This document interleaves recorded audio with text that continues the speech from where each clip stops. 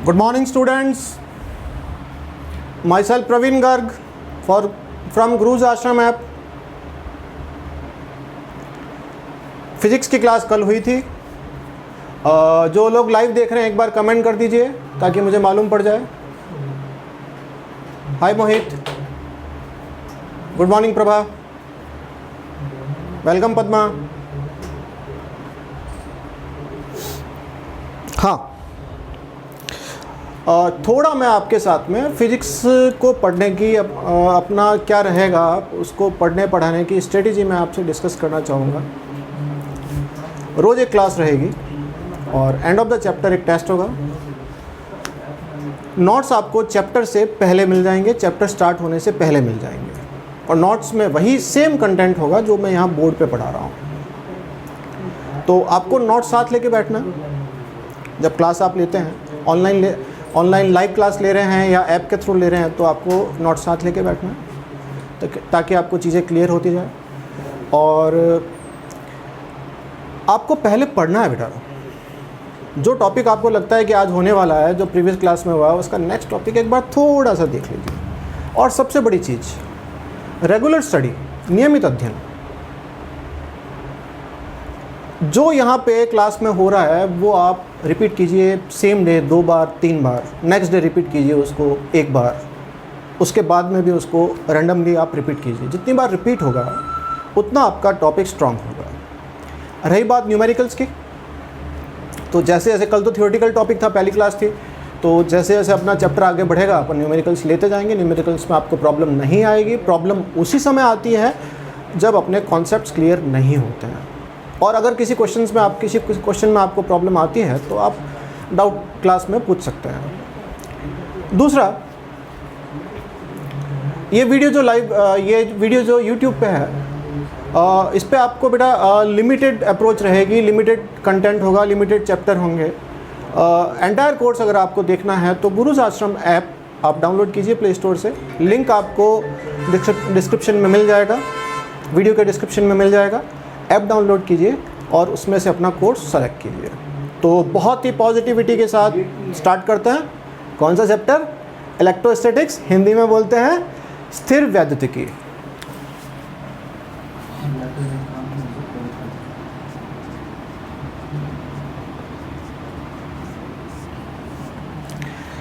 English के words में इसलिए काम ले रहा हूँ कि 12th के बाद में आपको जाना है इंजीनियरिंग में, मेडिकल में, बीएससी एमएससी में, तो बेटा वहाँ पे इंजीनियरिंग तो टोटल इंग्लिश मीडियम में होता है। तो हिंदी मीडियम के बच्चों को फर्स्ट ईयर में बहुत ज़्यादा प्रॉब्लम आती है एकदम माइग्रेट करना हिंदी मीडियम से इंग्लिश मीडियम में। लेक्चर हिंदी में इंग्लिश में होते हैं, वहाँ पे बुक्स सारी इंग्लिश में होती हैं, जो ऑनलाइन कंटेंट आपको मिलते हैं फर्दर गाइडेंस के लिए वो सारे इंग्लिश में होते हैं। तो बेटा इसलिए मैं आपको साथ में इंग्लिश का इनका नाम बताता जा रहा हूँ ताकि आपको ध्यान रहे कि कम से कम टर्मिनोलॉजी तो अपने को मालूम हो कि चार्ज को क्या बोलते हैं, आवेश बोलते हैं, बल को क्या बोलते हैं, फोर्स बोलते हैं। ये आपको कम से कम ध्यान हो। स्टार्ट करते हैं। कल अपनों ने लिया था आवेश,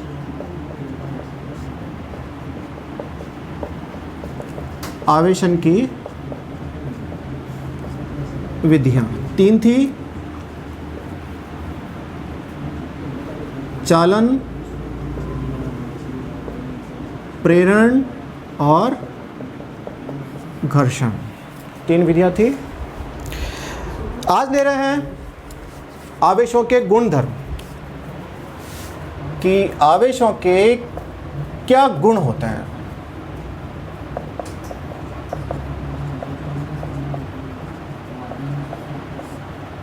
वापस इंग्लिश आएगी। Properties of charge. गुणधर्म का मतलब प्रॉपर्टीज, आवेश, चार्ज।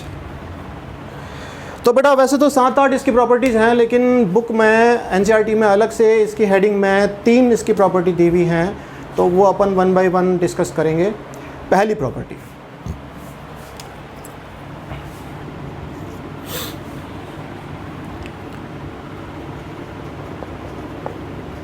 आवेश का संरक्षण। कंजर्वेशन ऑफ चार्ज, आवेशों का संरक्षण, कंजर्वेशन ऑफ चार्ज। अब आप देखिए कि ये संरक्षण वर्ड आपने और भी पढ़ा है, 9th-10th में आपने ऊर्जा संरक्षण का नियम पढ़ा होगा, 11th में भी फिजिक्स में आया था। ऊर्जा संरक्षण का नियम क्या था? ऊर्जा ना तो उत्पन्न की जा सकती है ना नष्ट की जा सकती है, इसे केवल एक रूप से दूसरे रूप में परिवर्तित किया जा सकता है। आवेश के संरक्षण में भी यही आएगा। क्यों आएगा वो भी अपन डिटेल में देखेंगे। आवेश के संरक्षण की डेफिनेशन क्या होगी कि आवेश एक संरक्षित राशि है, इसे ना तो उत्पन्न किया जा सकता है ना ही नष्ट किया जा सकता है, इसे केवल एक वस्तु से दूसरी वस्तु में स्थानांतरित किया जा सकता है। तो इसकी इम्पोर्टेंट चीज़ क्या है, महत्वपूर्ण चीज़ क्या है कि आवेश एक संरक्षित राशि है और इसे ना तो उत्पन्न किया जा सकता है और ना ही नष्ट किया जा सकता है। तो आवेश को ना तो उत्पन्न किया जा सकता है ना ही नष्ट किया जा सकता है। अतः किसी निकाय को बेटा बोलते हैं सिस्टम। प्रीवियस वीडियो में डिस्कस किया था निकाय जिसका हम अध्ययन कर रहे हैं। तो अतः किसी निकाय का कुल आवेश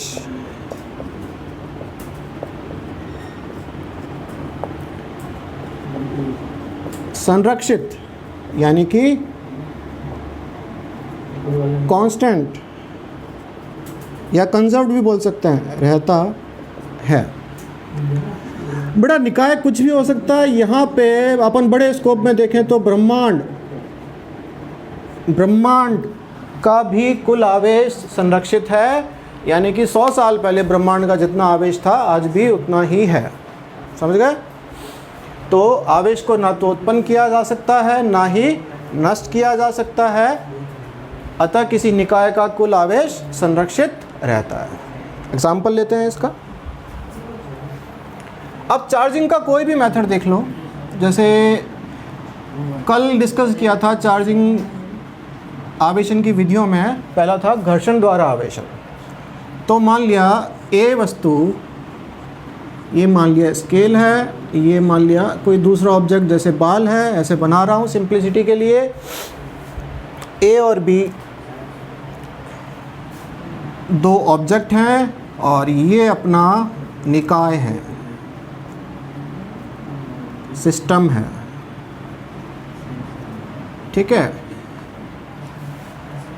अब देखिए इस सिस्टम के अंदर दो ही चीज़ें हैं, एक तो वस्तु ए वस्तु बी, या फिर परमाणु ए परमाणु बी, धातु का गोला ए धातु का गोला बी, स्केल ए बाल बी, कुछ भी हो सकता है।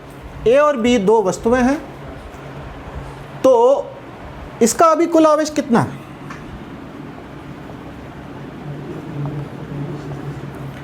ये उदासीन है, वस्तु ए उदासीन है। क्यों है बताइए क्यों है? क्योंकि प्रकृति में, स्थायी अवस्था में, प्राकृतिक अवस्था में हर वस्तु विद्युत रूप से उदासीन होती है। उदासीन क्यों होती है? क्योंकि आवेशित वस्तु स्थिर नहीं रहेगी।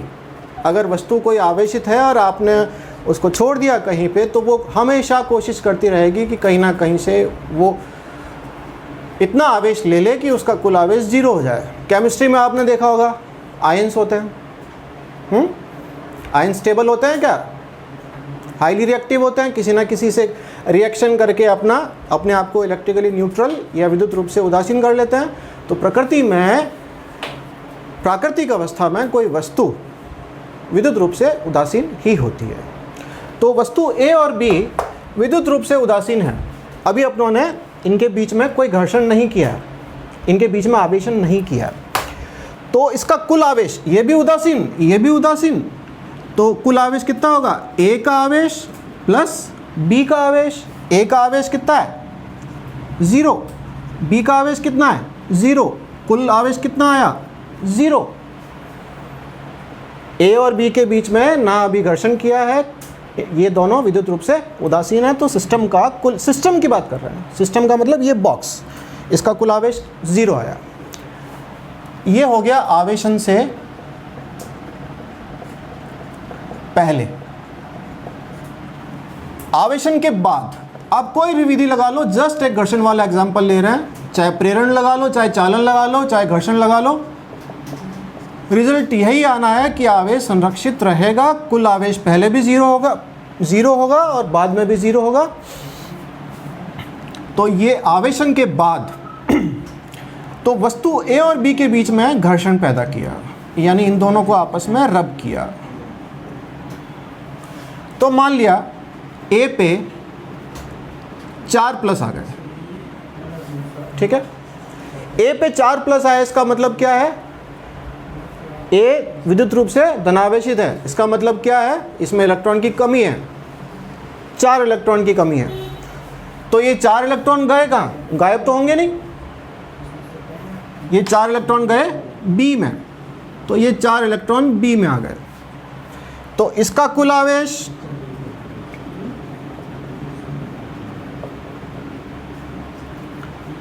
ए का आवेश प्लस बी का आवेश, ए का आवेश कितना है? +4e, और बी का आवेश कितना है? -4e, यानी कि 4 इलेक्ट्रॉन के बराबर। ए में 4 इलेक्ट्रॉन की कमी है, तो इसका आवेश हो गया +4e और बी का आवेश हो गया -4e, तो कुल आवेश आ गया 0। देखिए, दो वस्तुएं पढ़ क्या रहे हैं, टॉपिक कौन सा है? आवेश का संरक्षण, आवेशों के गुणधर्म में आता है। पहला इसकी प्रॉपर्टी है आवेशों का संरक्षण, कि ना तो नष्ट किया जा सकता है आवेश को, ना ही उत्पन्न किया जा सकता है, इसे केवल एक वस्तु से दूसरी वस्तु में स्थानांतरित किया जा सकता है। अतः निकाय का, ब्रह्मांड का, वस्तु का कुल आवेश संरक्षित रहता है। पहले जितना आवेश था बाद में भी उतना ही आवेश होगा। तो एग्जाम्पल लिया, ए और बी अपने पास में दो वस्तुएं हैं, कुछ भी हो सकता है ए और बी, और इन दोनों को एक सिस्टम बना दिया। ये बाउंड्री बॉक्स इसलिए बनाया है ताकि अपने को क्लियर हो जाए कि इसको अलग से अपनों ने सिस्टम माना है। तो आवेशन से पहले निकाय का कुल आवेश वो होगा ए का आवेश प्लस बी का आवेश, टोटल आया 0। उसके बाद में ए और बी को आवेशित किया घर्षण से, किसी और विधि से ए और बी को आवेशित किया, तो ए अगर धनावेशित हो रही है तो बी ऋणावेशित होगा। ए धनावेशित हो रही है, इसका मतलब इसमें से कुछ इलेक्ट्रॉन निकले, कहाँ गए? बी में। जितने इलेक्ट्रॉन ए से निकले उतने ही इलेक्ट्रॉन बी में चले गए, तो ए में 4 इलेक्ट्रॉन की कमी हो गई और बी में 4 इलेक्ट्रॉन ज़्यादा हो गए। तो जब आप कुल आवेश निकालेंगे तो ये ए का आवेश +4e के बराबर, ये बी का आवेश -4e के बराबर, तो कुल आवेश कितना आया? 0। तो बेटा ये आवेश का एक बहुत ही इम्पोर्टेंट प्रॉपर्टी है कि आवेश संरक्षित रहता है, निकाय का कुल आवेश संरक्षित रहता है। आप उसमें उसको निकाय को आप ब्रह्मांड मान सकते हैं, कोई वस्तु, धातु का गोला, स्केल, एटम, कुछ भी मान सकते हैं। जिसकी स्टडी कर रहे हैं वो निकाय है।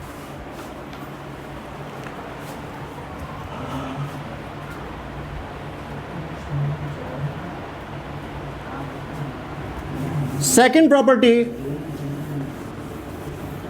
आवेश का दूसरा गुणधर्म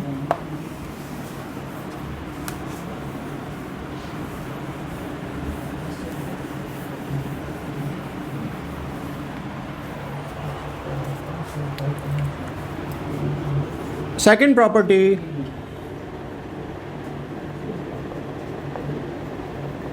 आवेशों की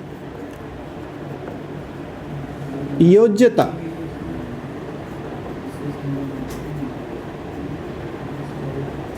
एडिटिविटी ऑफ चार्जेस। योज्यता बेटा योग से आया है, योग, यानी कि प्लस करना, जोड़ना। इसको डिटेल में देखेंगे तो क्या आएगा, आवेशों की योज्यता, एडिटिविटी ऑफ चार्ज। इसका मतलब ये है कि किसी निकाय का कुल आवेश उसमें उपस्थित अलग अलग आवेशों के बीजगणितीय योग के बराबर होता है। लिख लेते हैं, किसी निकाय का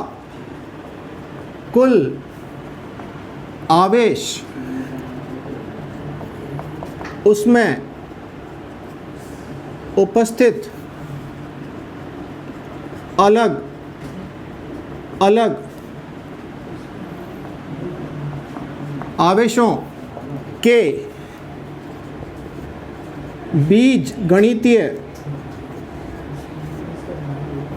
योग के बराबर होता है। किसी निकाय का कुल आवेश उसमें उपस्थित अलग अलग आवेशों के बीजगणितीय योग के बराबर होता है। एग्जाम्पल बहुत सिंपल है, आपको एडिशन करना है। बीजगणितीय क्या है, बीजगणितीय योग का क्या मतलब है कि आपको प्लस माइनस का ध्यान रखना है कि कौन सा आवेश पॉजिटिव है और कौन सा आवेश नेगेटिव है। तो ये अपनों ने एक निकाय ले लिया, इसमें मान लिया अलग अलग आवेश हैं Q1 plus Q2 minus Q3।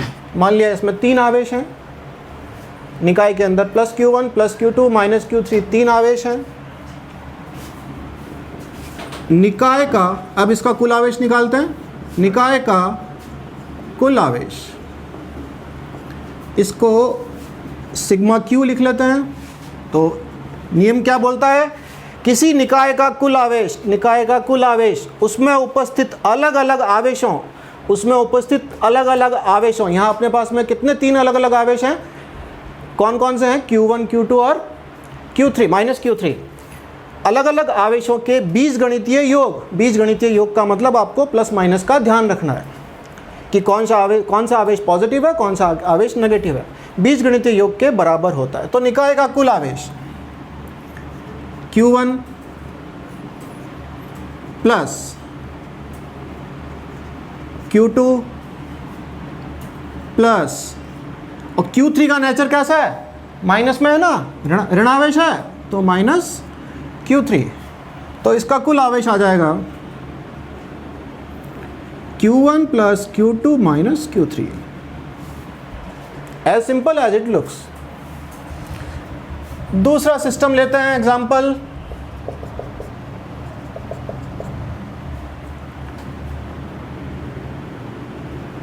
(4Q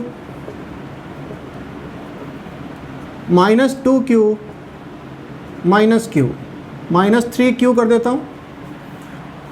दूसरा निकाय अपनों ने लिया है, उसमें 3 आवेश हैं, plus 4Q minus 2Q minus 3Q, एक और आवेश लेते हैं माइनस 2Q। तो इस निकाय का कुल आवेश सिग्मा Q लिखेंगे इसको।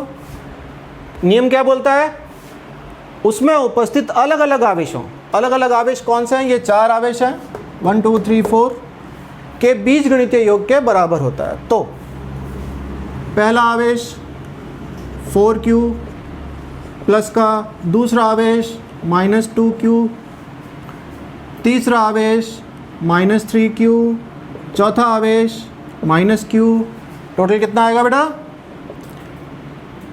ये हो गया 2 3 5 एंड 6, तो ये हो गया माइनस 2Q। ये इस निकाय का कुल आवेश हो गया। ठीक है,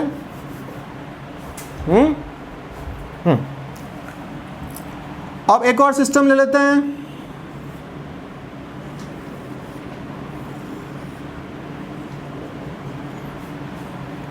मान लिया यहां पर लिथियम का एटम ही है,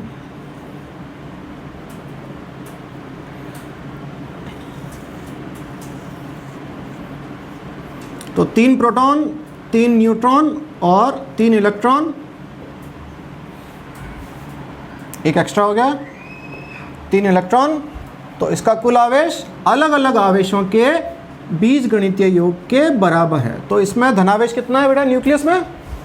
देखो दो ही प्रकार के आवेशित कण हैं, प्रोटॉन और इलेक्ट्रॉन। 3 प्रोटॉन न्यूक्लियस में नाभिक में है और ऑर्बिट में कक्षा में 3 इलेक्ट्रॉन है। तो प्रोटॉन पर आवेश कितना होता है लिख लेते हैं, प्रोटॉन का आवेश प्लस इलेक्ट्रॉन का आवेश। प्रोटॉन का आवेश है 3e, वो भी प्लस का। कल डिस्कस किया था प्रीवियस क्लास में कि जितना प्रोटॉन पर चार्ज होता है उतना ही चार्ज इलेक्ट्रॉन पर होता है। फर्क यह है कि प्रोटॉन पे धनावेश होता है, इलेक्ट्रॉन पे ऋणावेश होता है। दोनों का मैग्नीट्यूड परिमाण बराबर होता है, लेकिन दोनों की प्रकृति, एक प्लस होता है प्रोटॉन और इलेक्ट्रॉन का आवेश माइनस। तो अब क्योंकि देखिए मैंने यहाँ P क्यों नहीं लिखा, P इसलिए नहीं लिखा क्योंकि चार्ज की जो वैल्यू है, इलेक्ट्रॉन के चार्ज की जो वैल्यू है उसको जनरली E से ही लिखते हैं, P से नहीं लिखते हैं। ठीक है, ये एक ट्रेंड है फिजिक्स में। तो प्रोटॉन का आवेश यानी कि धनावेश इसमें कितना है 3e के इक्वल। इलेक्ट्रॉन का आवेश कितना है -3e। कितना हो गया कुल आवेश 0, कुल आवेश 0। तो देखिए ये एटम है लिथियम का, तो इसमें 3 प्रोटॉन है 3 इलेक्ट्रॉन है, कुल आवेश 0 आया। कौन से टॉपिक से आया? आवेशों की योज्यता, एडिटिविटी ऑफ चार्ज की किसी निकाय का कुल आवेश उसमें उपस्थित अलग अलग आवेशों के बीजगणितीय योग के बराबर होता है। बीजगणितीय योग का मतलब प्लस माइनस का ध्यान रखना।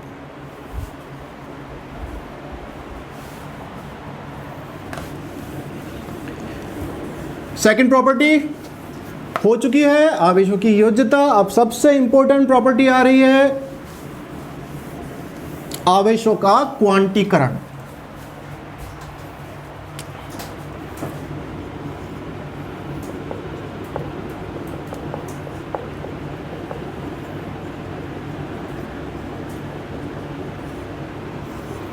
आवेशों का क्वांटीकरण, क्वांटाइजेशन ऑफ चार्ज।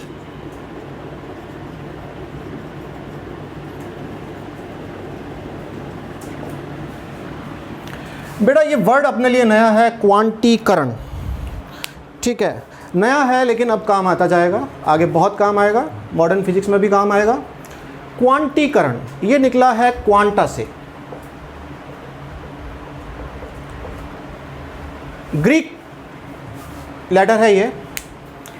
क्वांटा का मतलब कि वो सबसे छोटी अविभाज्य मात्रा, किसी पदार्थ की सबसे छोटी अविभाज्य मात्रा जिसे आगे और विभाजित नहीं किया जा सकता। सबसे छोटी अविभाज्य मात्रा जिसे आगे और विभाजित नहीं किया जा सकता। ठीक है, मतलब पैकेट्स की फॉर्म में। ठीक है, तो देखिए ये प्रॉपर्टी ये बोलती है कि आवेश एक क्वांटीकृत राशि है। क्वांटीकृत का मतलब कि जिसे आगे विभाजित नहीं किया जा सकता। और आवेश की जो सबसे छोटी इकाई है वो 1 इलेक्ट्रॉन का आवेश है। मतलब इसका ये हुआ कि इलेक्ट्रॉन को आगे विभाजित नहीं किया जा सकता। यानी कि नेचर के अंदर, प्रकृति के अंदर जो सबसे छोटा आवेश होगा, छोटा संभावित आवेश होगा, इससे छोटा संभव है ही नहीं, वो होगा 1 इलेक्ट्रॉन के आवेश के बराबर, जिसकी वैल्यू होती है 1.6 × 10⁻⁻19 कूलम। ठीक है, इसको अगर और अच्छे से समझना चाहें तो देखिए कि सबसे छोटा आवेश का जो अविभाजित कण है वो इलेक्ट्रॉन है। इलेक्ट्रॉन से छोटा आवेश संभव नहीं है। तो किसी निकाय का आवेश 1 इलेक्ट्रॉन के आवेश का पूर्ण गुणज ही तो होगा। इलेक्ट्रॉन को विभाजित कर नहीं सकते। आधा इलेक्ट्रॉन पॉसिबल नहीं है, 2.5 इलेक्ट्रॉन, 2.5 इलेक्ट्रॉन पॉसिबल नहीं है, 1 इलेक्ट्रॉन पॉसिबल है, 2 इलेक्ट्रॉन पॉसिबल है, 2.1 पॉसिबल नहीं है। तो किसी निकाय में या तो एक इलेक्ट्रॉन होगा, कम या ज़्यादा। कम या ज़्यादा का मतलब या तो उसमें इलेक्ट्रॉन प्रोटॉन से ज़्यादा है या प्रोटॉन से कम है, या 2 इलेक्ट्रॉन होंगे या 3 इलेक्ट्रॉन होंगे। 2.5 इलेक्ट्रॉन नहीं हो सकते, 1.5 इलेक्ट्रॉन नहीं हो सकते, 1.1 इलेक्ट्रॉन नहीं हो सकते। तो ये नियम ये कहता है कि इलेक्ट्रॉन आवेश की सबसे छोटी इकाई है। इलेक्ट्रॉन को आगे और विभाजित नहीं किया जा सकता, अतः किसी निकाय का, वापस निकाय आ गया, अतः किसी निकाय का कुल आवेश एक इलेक्ट्रॉन के आवेश का पूर्ण गुणज, यानी कि 1 2 3 इंटीजर होता है। इलेक्ट्रॉन आवेश की सबसे छोटी इकाई है जिसे आगे विभाजित नहीं किया जा सकता, अतः किसी निकाय का कुल आवेश एक इलेक्ट्रॉन के आवेश का पूर्ण गुणज होगा।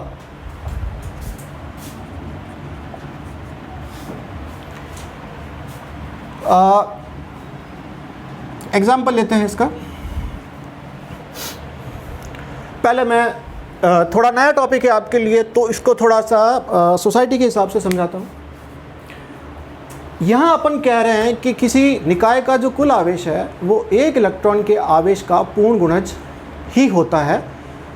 एक इलेक्ट्रॉन के आवेश का पूर्ण गुणज ही होता है। इसका मतलब ये है कि किसी निकाय में या तो एक इलेक्ट्रॉन होगा या 2 इलेक्ट्रॉन होंगे या 1000 इलेक्ट्रॉन होंगे। 100.5 नहीं हो सकते, 100 हो सकता है, 101 हो सकता है, लेकिन 100.5 नहीं हो सकता, 100.6 नहीं हो सकता। पॉइंट्स में नहीं होगा, पूर्ण गुणज होगा, इंटीजर होगा, जो नेचुरल नंबर है वो होगा।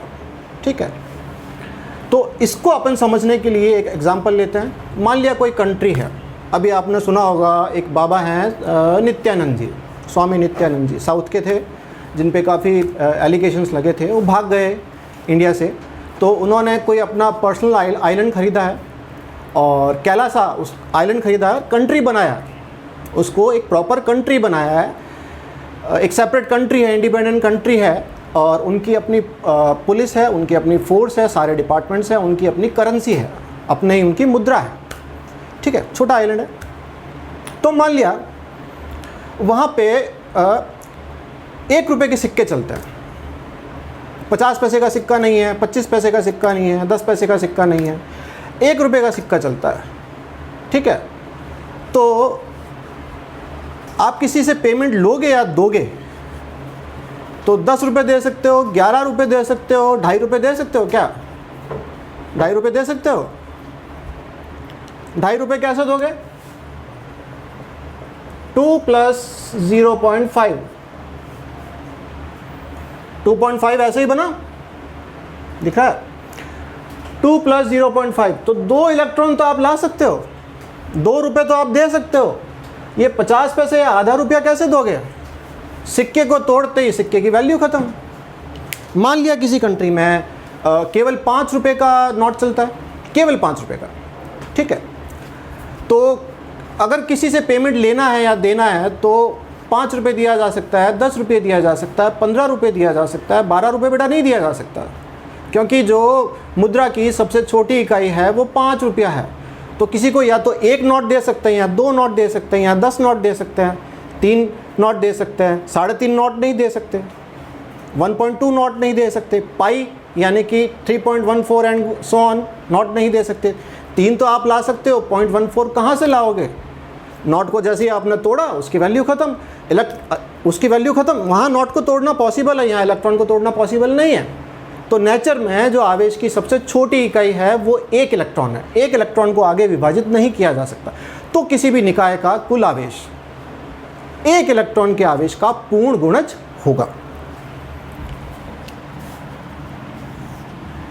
अब इसकी मैथमेटिकल फॉर्म देखते हैं। ये इंपॉर्टेंट टॉपिक है, इस पर छोटा क्वेश्चन बनता है, इवन कॉम्पिटिशन्स में भी आता है, और इसके क्वेश्चन पीस ऑफ केक, बहुत सिंपल। एग्जाम्पल में लेते हैं, इसका पहले फॉर्मूला लेते हैं। माना किसी निकाय का कुल आवेश Q है उसमें और एक इलेक्ट्रॉन के आवेश का आवेश E है। क्या लिख रहा है? माना किसी निकाय का कुल आवेश Q है और एक इलेक्ट्रॉन का आवेश E है, तो निकाय का कुल आवेश सिग्मा Q ये होगा Ne। Sigma Q equal to Ne। Sigma Q क्या है? निकाय का कुल आवेश। E क्या है? एक इलेक्ट्रॉन का आवेश। N होगा यहाँ पे, N नई क्वांटिटी है अपने लिए, N होगा इलेक्ट्रॉन्स की संख्या। N क्या है? इलेक्ट्रॉन्स की संख्या। ये इंटीजर ही होगा, इसकी वैल्यू 1 2 3 एंड सो ऑन। इसकी वैल्यू 1.1 नहीं हो सकती, 1.5 नहीं हो सकती, 1.7 नहीं हो सकती, 100.7 नहीं हो सकती। इसकी वैल्यू 1 2 3 4 5 6 जहाँ तक आप इंटीजर पूर्ण गुणज गिनते हो वहाँ तक इसकी वैल्यू हो सकती है, पॉइंट्स में, फ्रैक्शन में नहीं होगी। तो Q इक्वल टू N ही Ne, ये एक छोटा सा फॉर्मूला है और बहुत इंपॉर्टेंट कंक्लूजन है। ठीक है, तो एग्जाम्पल ले लेते हैं। मान लिया एक निकाय है, एक सिस्टम है अपने पास में, इसमें 4 इलेक्ट्रॉन यहाँ पड़े हैं, 3 इलेक्ट्रॉन यहाँ पड़े हैं, तो इसका कुल आवेश कितना होगा? सिग्मा Q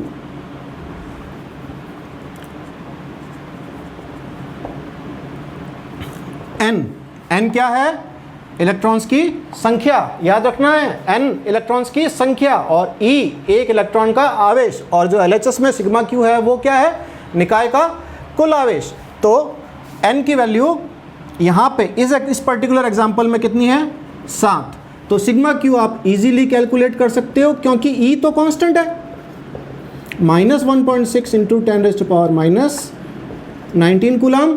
तो सिग्मा Q की वैल्यू आ जाएगी Ne, N की वैल्यू रखिए 7 और E की वैल्यू -1.6 इंटू 10⁻⁻19 कूलम। 1.6 को 7 से मल्टीप्लाई कीजिए,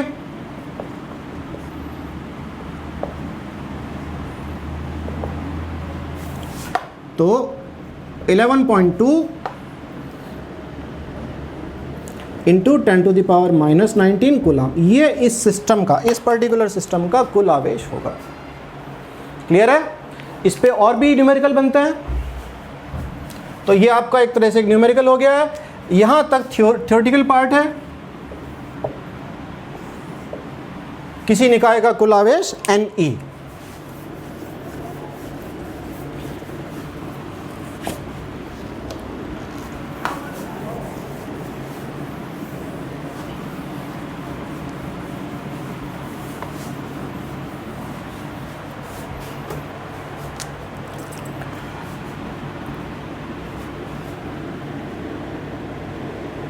मान लिया ये एक और सिस्टम है,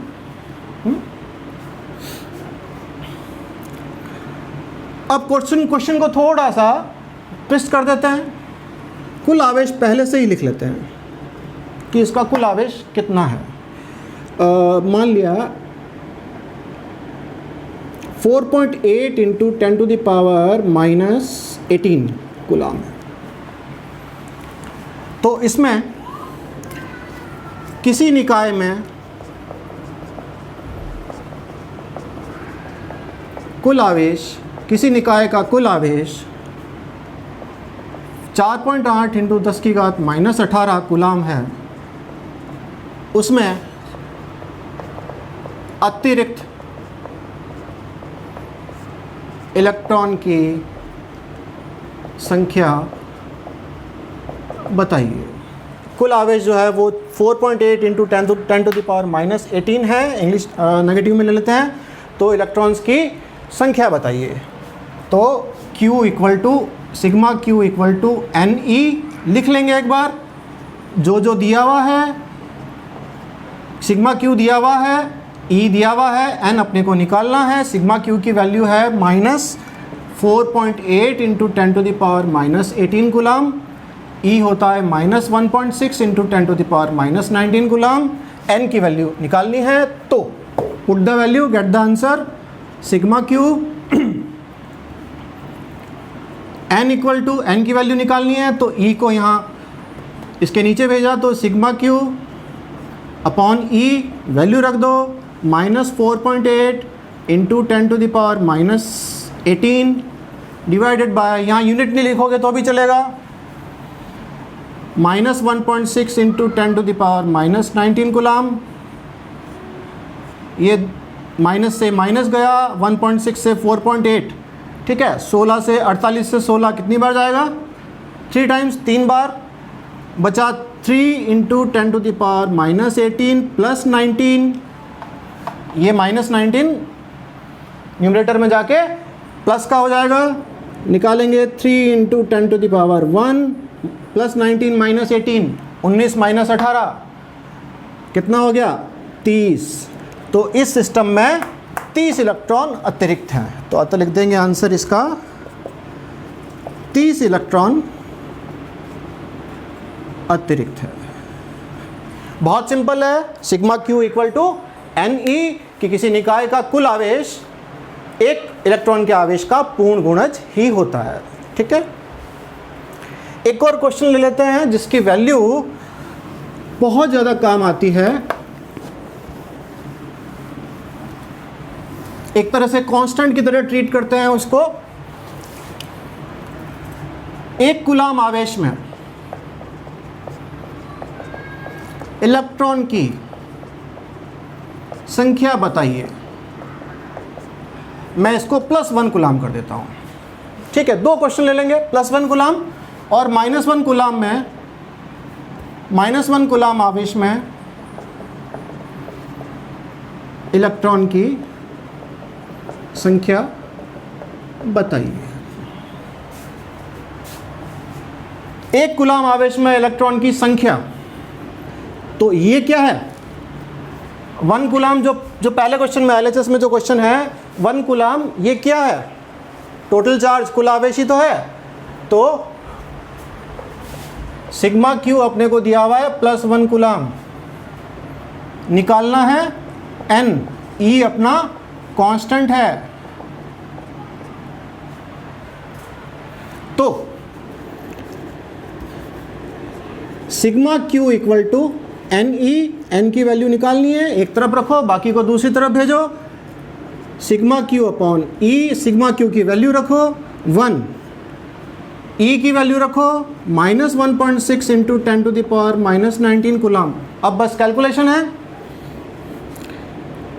1 अपॉन 1.6 माइनस का, इसको ले गए 10 टू द पावर 19 ऊपर, इसको मैं 100 बना रहा हूँ या 10 बना रहा हूँ, इसको तो माइनस, ये यहाँ से हटा, ये 10, अब मैं इसको 10 टू द पावर 18 लिख रहा हूँ, तो एक 10 की पावर कम हो गई, 19 से 18 कर दिया, एक 10 की पावर मैंने इसके साथ ऐड कर दी, तो ये क्या हो जाएगा? 100 अपॉन 16। देखिए वापस, ये पॉइंट हटाया, ऊपर 0 लगा, तो आया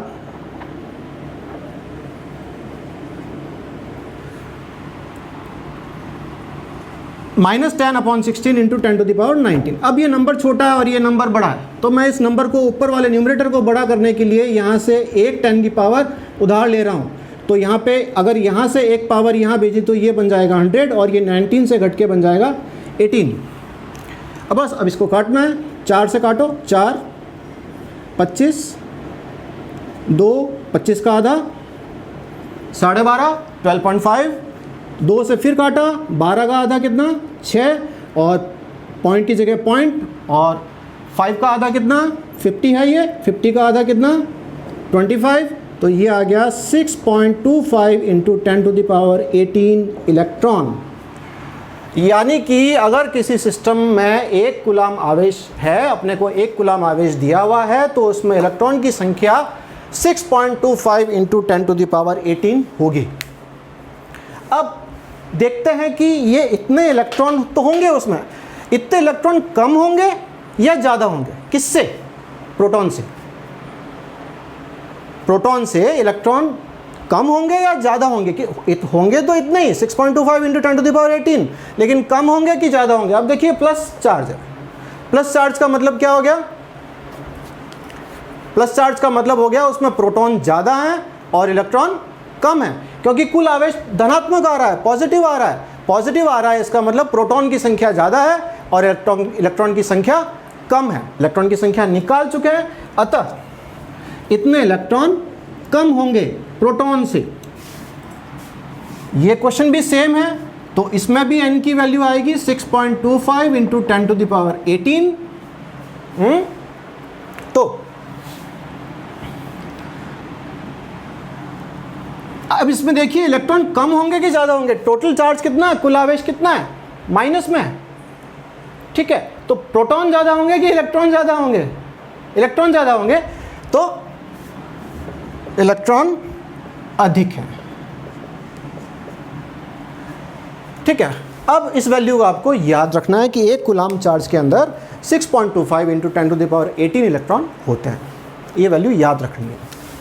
अब देखिए कि इसको देख के आपको लग सकता है कि ये चार्ज पॉसिबल नहीं है। इस वैल्यू 6.25 को देख के आपको लग सकता है कि ये चार्ज पॉसिबल नहीं है, क्योंकि इसमें पॉइंट आ रहा है, क्योंकि क्वांटीकरण में अपनों ने पढ़ा है कि Q = Ne, n जहाँ पर एक पूर्ण गुणज है। तो क्या ये पॉसिबल है? इतना चार्ज पॉसिबल है? इसके आगे देखिए 10⁻18 है, तो 6.25 इंटू 10⁻2 इंटू 10⁻18 10⁻16। 10⁻18 को मैंने तोड़ा 10⁻2 और 10⁻16 में। 10⁻2 कितना होता है?